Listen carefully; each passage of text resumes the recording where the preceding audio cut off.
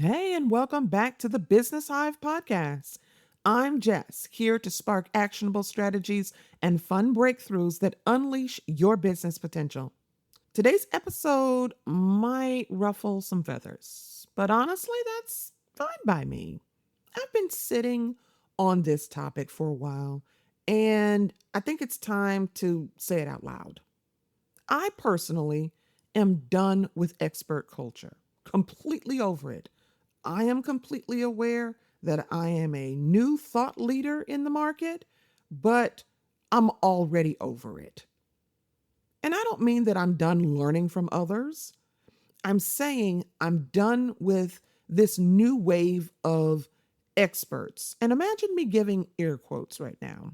You know the folks that I'm talking about, the ones who read a blog post, try a tactic one time, it happens to work for them, and then they turn around and sell it as some type of proven formula. It really has gotten completely out of hand, and I know I'm not the only one that feels this way. Let me tell you how I got here. So, right after COVID, there was this massive shift.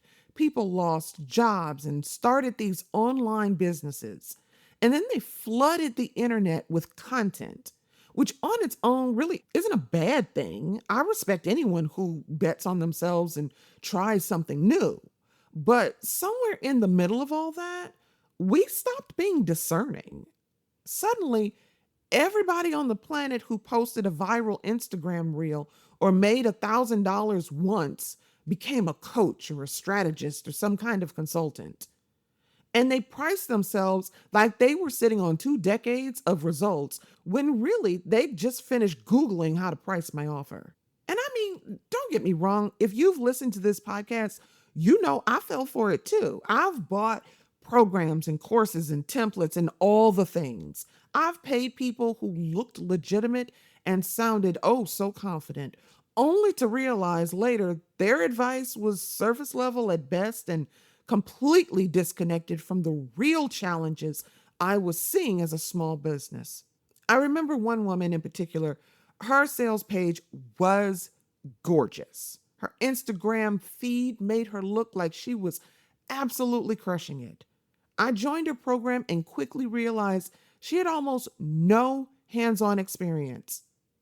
She was regurgitating the same ideas I'd already tested. I didn't get anything new. I got a remix of stuff that didn't work for me the first time. It was so frustrating and expensive. And it's disorienting for people who are just trying to do right by their business. So that's what we're talking about today.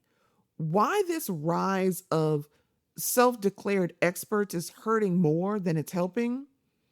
And I'm going to give you some ideas on how you can separate real, valuable guidance from all the performative nonsense that is flooding the airwaves.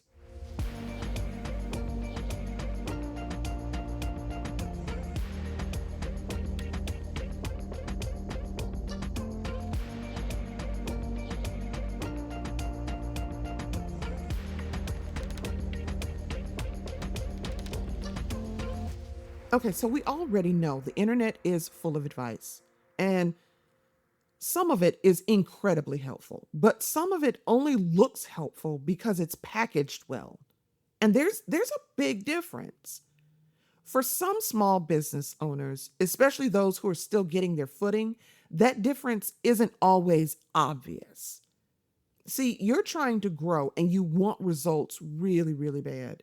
And when someone promises you faster growth and easier sales and some type of done for you solution, it's tempting. I get it. You know me, I've been there.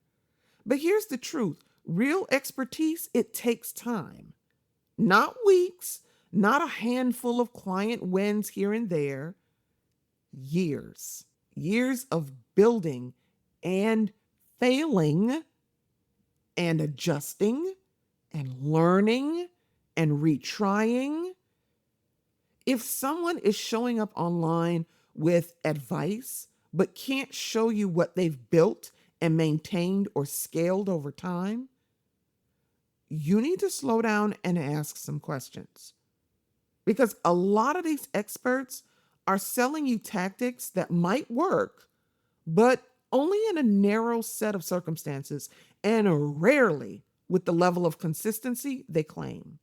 Let me explain something to you. Over the years, as you know, if you've listened to any of my episodes, I've worked in a number of different areas of digital strategy. And what I've learned is that everything is interconnected, similar to the human body.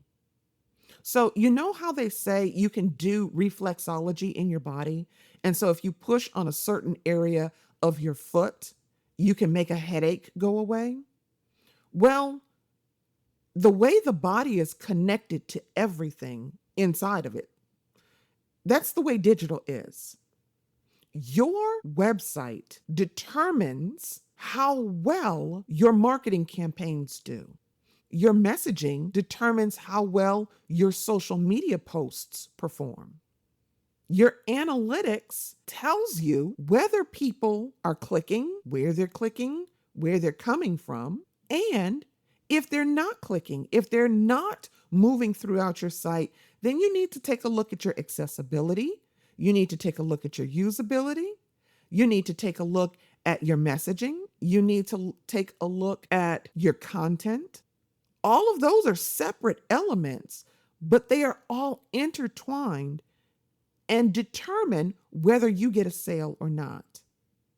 And I know all of this because I have worked in each area and I understand where the veins are and how the arm is actually connected to the same veins that run throughout the leg. But everything goes back to the heart. Now, I'm not saying that people who don't know the entire ecosystem don't know what they're talking about. There are people that know paid search like the back of their hands, and that's amazing. If that's where they've spent their career learning and honing those skills, then they know that very well. And when it comes to paid search, you will need to go to that person. But they may tell you something that may mess up your social media tactics or your organic tactics. Or they may not know that you can run this paid search ad, but if you don't make these adjustments on your website, when people come from that amazing ad that's got everybody excited about your product or service, when they get to your website, if your website isn't performing and that guru didn't tell you that you needed to make adjustments to your website, you're going to lose the sale. So there is a need for having generalist level skills when it comes to digital, whether you are in paid search, whether you're in social media marketing, whether you're in digital marketing, whether you're in SEO. Then on top of it, there's this new rise of AI experts now. And look, I use AI all day. My prompts are very long. My prompts are very, very long because I want Alex, who is my AI chat GPT person, I want Alex to give me exactly what I want Alex to give me.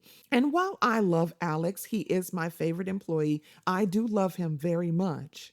He doesn't know as much about digital strategy as I do because he knows only what he has been taught by other people.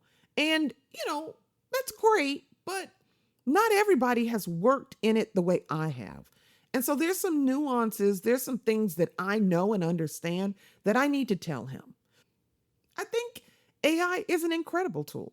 I think that it is useful. I think it is the best thing since sliced bread.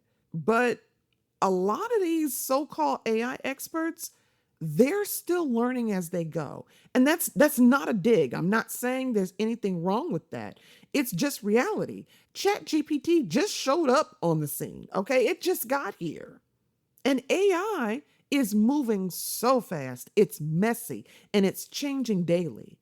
So when someone pops up in your feed claiming to be this AI authority and tries to sell you on a framework, ask yourself how long they've been testing this, because it can't be much longer than, when did AI come out?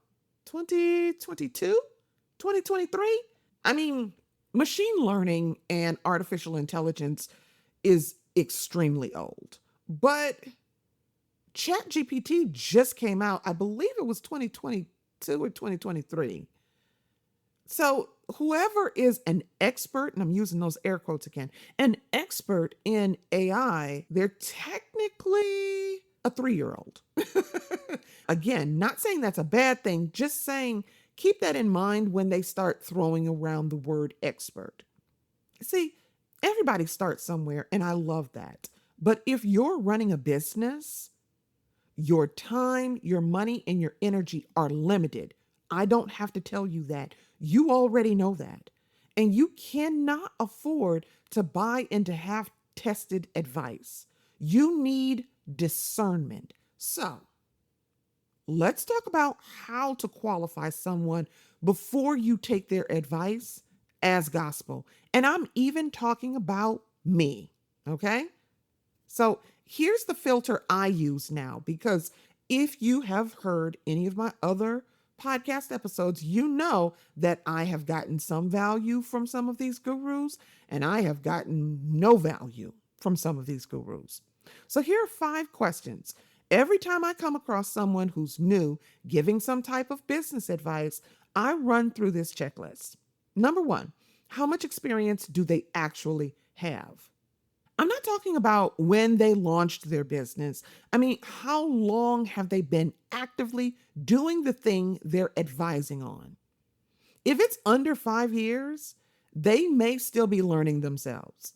That doesn't mean they have nothing to offer by any means, but I usually treat their advice like a suggestion and not a strategy. Second, what type of experience is it? Did they work inside of a real business?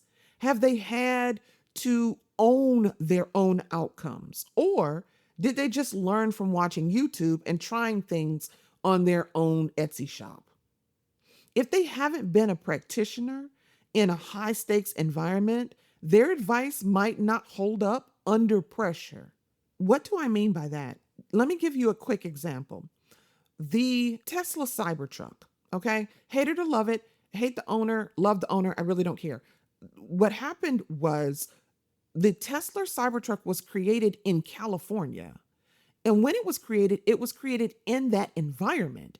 Well, if you've ever been to California, you know it's beautiful, sunshine, warm, not too hot, not too cold, not too rainy, no snow, beautiful, right?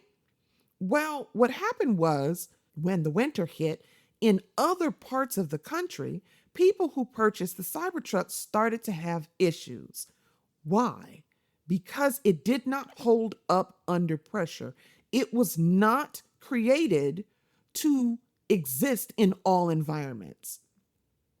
And that's what I mean about a lot of the advice out there. The advice is great. The people said, oh, this is how I got to 50,000 subscribers. This is how I got to 100,000 followers. This is how I got to 7 figures.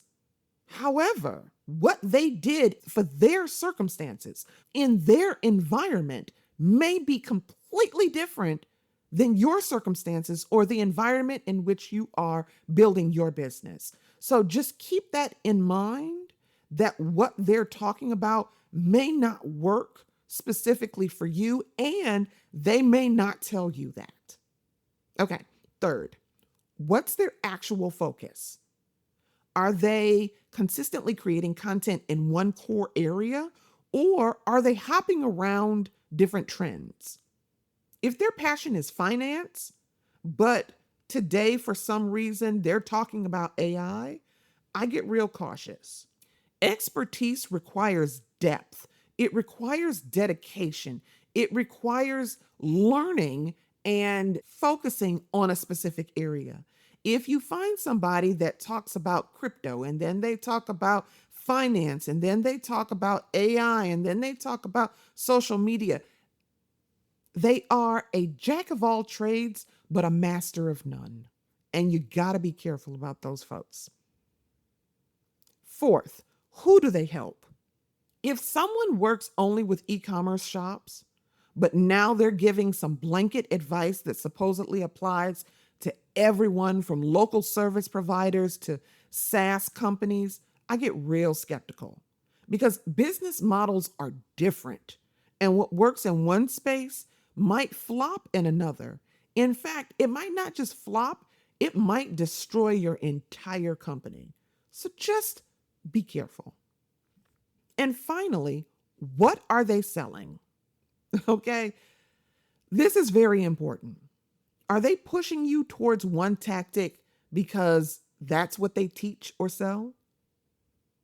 If someone's entire business is built around paid ads, they're probably not going to tell you that organic marketing could work better for your business or your product situation.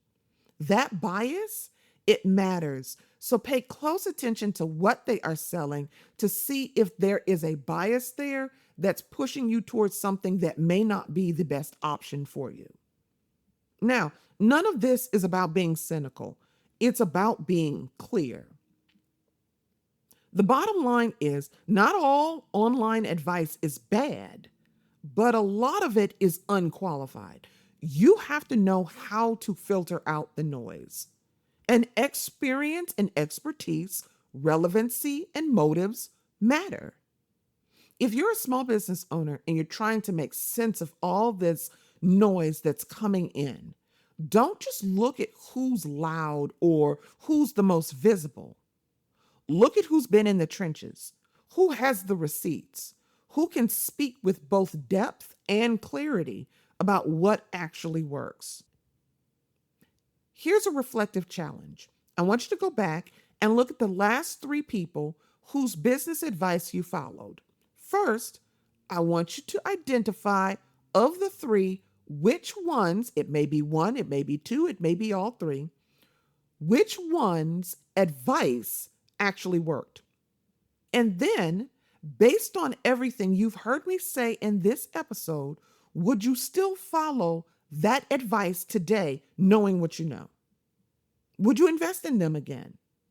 And if the answer is no, that's your cue to start building a new filter. All right, well, that's all I had. My little rant for the day. I thank you so much for hanging out with me on the Business Hyve Podcast. I know this episode might have hit a little different, but I hope it helps you think more critically about where you're getting your advice and how you can protect your business from these shiny distractions. If you found this valuable, make sure you subscribe to the podcast so you never miss an episode. I've got a lot more no fluff conversations coming your way that are designed to help you grow smarter, not just louder. And if you know of a business owner who's overwhelmed by expert noise right now, or you just so happen to have been having a conversation with someone about this exact topic, send this episode over to them. They might need to hear it too. Until next time, stay curious, stay consistent, and do it afraid. Bye, y'all.